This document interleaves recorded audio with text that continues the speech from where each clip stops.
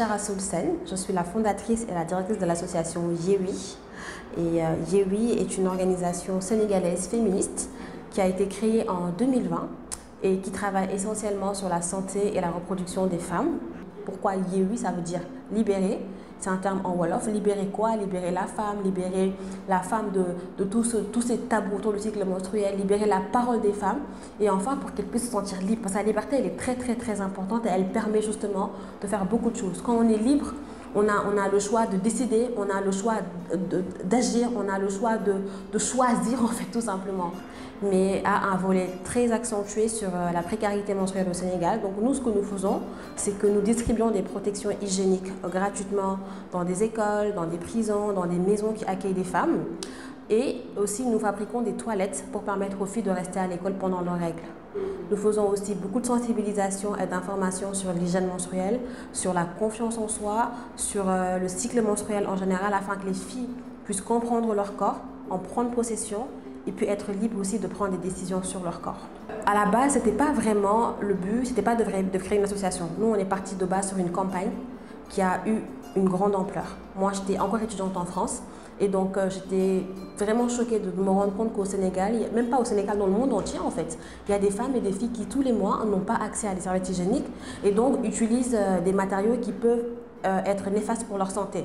Elles vont utiliser des morceaux de matelas, elles vont utiliser des tissus, elles vont utiliser de vieux vêtements parce que tout simplement, elles n'ont pas les moyens d'acheter des protections hygiéniques.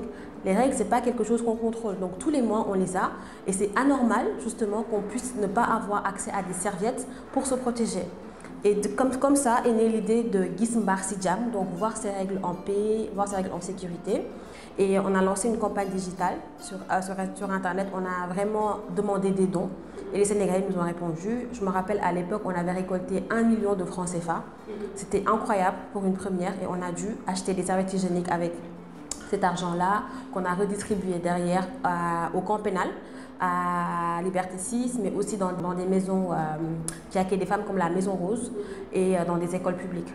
Donc on a choisi de rejoindre la campagne Focus Sabo parce que, un, ça répondait à une des thématiques qu'on traitait, c'est-à-dire la santé reproductive, la santé sexuelle, et aussi parce que tout simplement, on est féministe et ça, je le répète encore une fois, pour nous, c'est un droit des femmes de choisir, et encore plus quand on est victime de viol et d'inceste. Donc dans le cadre de cette campagne Focus Sabo, ce qu'on a fait, c'est qu'on a d'abord fait 2 films, un film en français et un film en Wolof qui mettent en lumière les risques de l'avortement clandestin au Sénégal et pour montrer à quel point des femmes mettent en danger leur vie et leur santé tous les jours pour pouvoir mettre fin à une grossesse, ce qui n'est pas normal. On revient encore aussi sur le protocole de Maputo qui a été signé et ratifié par le Sénégal depuis 2004 et qui n'est pas respecté.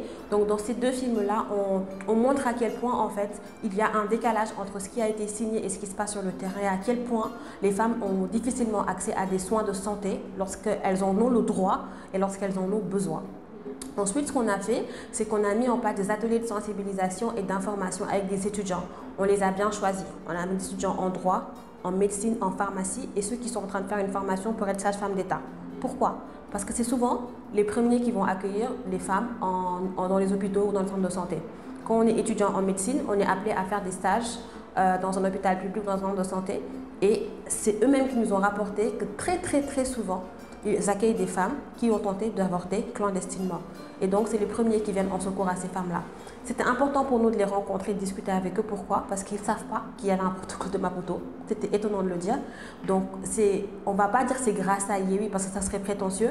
Mais en tout cas, on sait que c'est grâce aux ateliers-là que beaucoup ont entendu parler de ce protocole de Maputo. On voulait aussi se recueillir leur avis et recueillir leurs témoignages.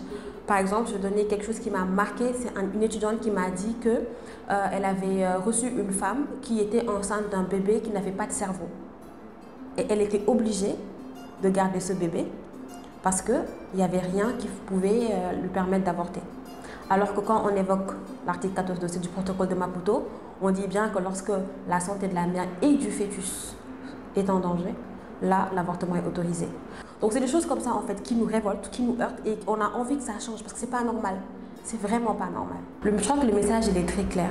C'est de dire aux autorités sénégalaises qu'il est temps d'appliquer le protocole de Maputo pour les victimes de viol, d'inceste et pour les femmes qui ont leur santé et celle de leur bébé en danger. Je pense qu'aucune femme, je vais reprendre les propos de Simone Veil, je pense qu'aucune femme n'a recours à l'avortement de gaieté de cœur c'est toujours difficile, ça restera toujours difficile. Et donc, lorsqu'on choisit d'avorter, peu importe dans quelles conditions on le fait, que ça soit médicalisé ou pas, ça reste toujours quelque chose de hyper sensible et délicat pour une femme.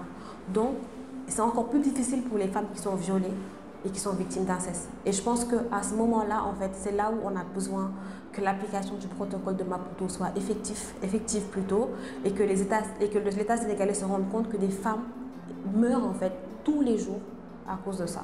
Donc, mon message, ce serait vraiment de se rendre compte qu'il y a un danger qui est là et que c'est une question de santé publique. Rendre compte, c'est ça. Bon.